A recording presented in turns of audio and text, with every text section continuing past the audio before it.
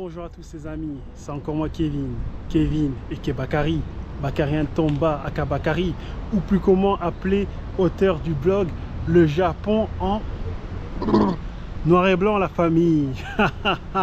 J'espère que ça va bien, j'espère que vous allez tous bien, j'espère que tout se passe bien pour vous, à merveille. Moi ça va de ouf, ça fait très longtemps que je suis pas venu sur YouTube, j'ai un peu négligé cette plateforme.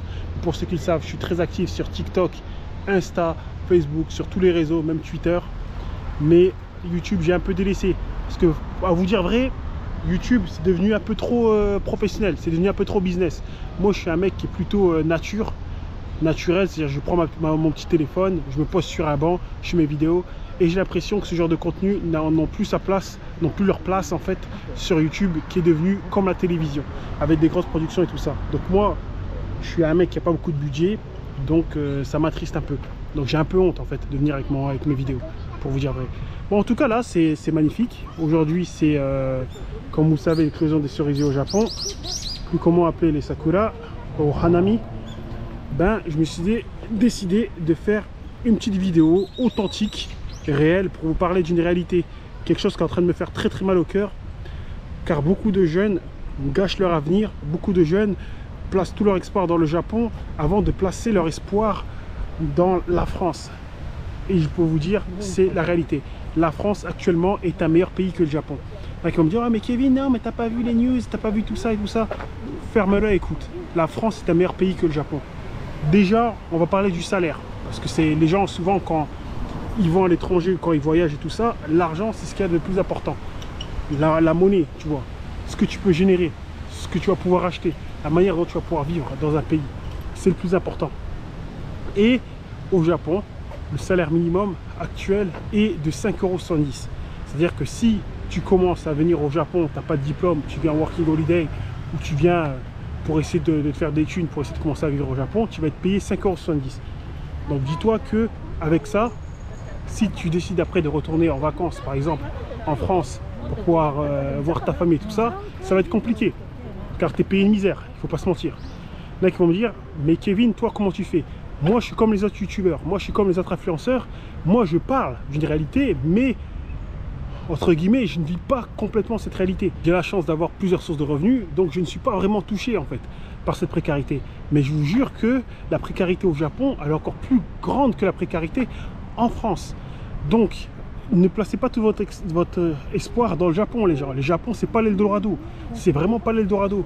C'est loin d'être l'Eldorado. En plus, si tu es étranger, tu parles japonais, tu parles qu'anglais, et que tu mises toute ta vie sur le Japon, franchement, c'est que tu es mort dans le film, frérot. Je vais pas te mentir, hein, tu es mort dans le film. Il faut ressaisis-toi. Ressaisis-toi. Pourquoi je vous dis ça? Parce que je vois des jeunes qui viennent tous les jours, je vois des jeunes qui arrivent et qui me disent, Kevin, ouais, moi j'ai envie de tout lâcher pour le Japon, j'en peux plus de la France. Frérot, la France c'est bien.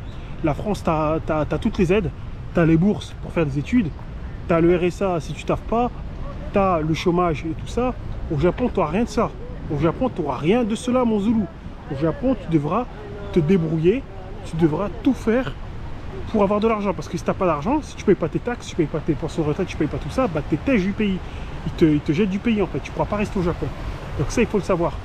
Donc, si j'ai un conseil à vous donner, pour ceux qui souhaitent s'expatrier au Japon, déjà c'est prendre ma formation, qu'on voit déjà si c'est réalisable, qu'on établit ensemble un projet solide, voilà.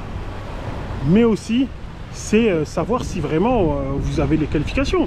Si par exemple vous avez 18 ans, vous voulez tout claquer pour aller au Japon, attendez au moins d'avoir 23 ans, passez une licence, passez un bac plus 3, passez un master et de l'expérience de travail en France et revenez au Japon. Mais tout venir maintenant au Japon alors que vous n'avez rien fait encore en France, les gars, c'est comment dire, c'est criminel, je vous jure, c'est criminel la famille. Je peux pas vous dire, il n'y a rien de plus criminel. Vous allez venir, vous allez faire la plonge, les gars. Vous allez faire la plonge, vous allez taffer dans des hôtels, vous allez taffer en école de langue maternelle, vous allez être payé une misère, les gars. Vous allez gagner 900 € par mois, alors vous allez travailler 40 heures par semaine. Je suis honnête avec vous, s'il vous plaît. Ressaisissez-vous, les gens. Après, je ne sais pas que c'est le cas de tout le monde.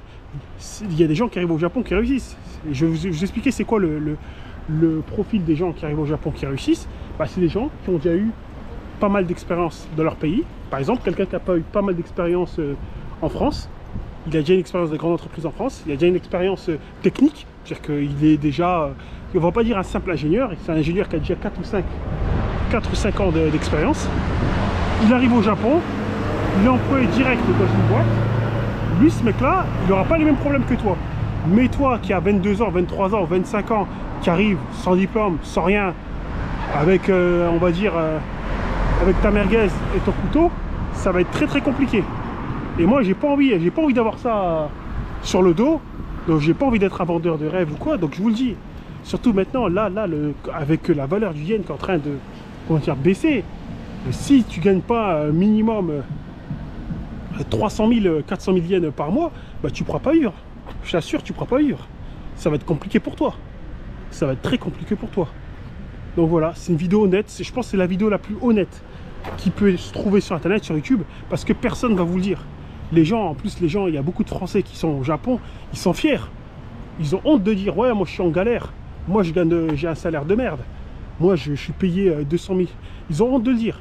Mais la plupart, je vais vous dire une chose, hormis ça, ceux qui sont bien, la plupart des gens, ils sont en mode galérien. C'est dans la plus grosse précarité.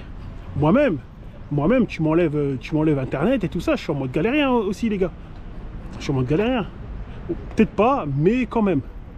Donc c'est pour vous dire que je suis honnête sur ça. Bon, en tout cas, dites-moi ce que vous en pensez en commentaire. S'il y a des gens qui souhaitent quand même s'expatrier au Japon d'une manière intelligente, pour pas faire n'importe quoi, pour pas faire la sourde oreille, parce que j'en vois des gens têtus. Hein. J'ai des abonnés, j'ai des élèves de ma formation. Non, mais les élèves de ma formation ne sont pas trop têtus. Mais j'ai pas mal d'abonnés. Je leur explique des choses, ils n'ont pas envie d'écouter. Ils disent, oh, moi je fais ça, ouais, je vais faire comme toi. Tu vas rien faire comme moi déjà. Chacun est différent. Moi je suis pas un exemple. Les gens, il faut que vous le sachiez. Moi je suis pas un exemple. Moi je suis un débrouillard. Je suis un mec qui déteste la galère. Donc j'ai tout fait. À chaque fois que j'ai un peu moins de moyens, j'ai fait tout pour pouvoir m'en sortir. C'est différent. Si t'es pas comme moi, t'as pas vécu comme moi, tu peux pas. Parce que moi depuis la naissance déjà, je suis né déjà avec un handicap. Donc j'avais déjà quelque part des bâtons dans les roues. Donc je suis habitué moi depuis la naissance. Mais toi qui n'es pas habitué à ça, le Japon c'est pas fait pour toi. Le Japon c'est fait vraiment pour les vaillants, les gens qui sont expérimentés, les gens qui sont préparés. C'est pas un pays où tu arrives avec ton sac à dos. Franchement, il faut être honnête, c'est pas un pays où tu arrives avec ton sac à dos. Bref, en tout cas, j'ai passé ce que j'allais dire. Et comme j'ai dit, si vous souhaitez quand même vous expatrier au Japon, ma formation est disponible, il y a dans la description. On va monter un projet ensemble, un projet viable. Je ne vais pas vous faire n'importe quoi, comme j'en vois beaucoup qui font n'importe quoi. Après, à un mois de la fin du Working Holiday, ils sont là. Ah mais Kevin, comment je fais pour renouveler mon visa? Mais Kevin, comment je fais pour faire ça? Tais-toi, il fallait te préparer avant. Mais tu as fait la sourde oreille, tu n'as pas voulu écouter. Et maintenant, tu es dans la merde. C'est ça le truc. Bon, bref, en tout cas, je suis un peu énervé, mais il fallait que ça sorte. Voilà, allez, la bise à tous, sa famille.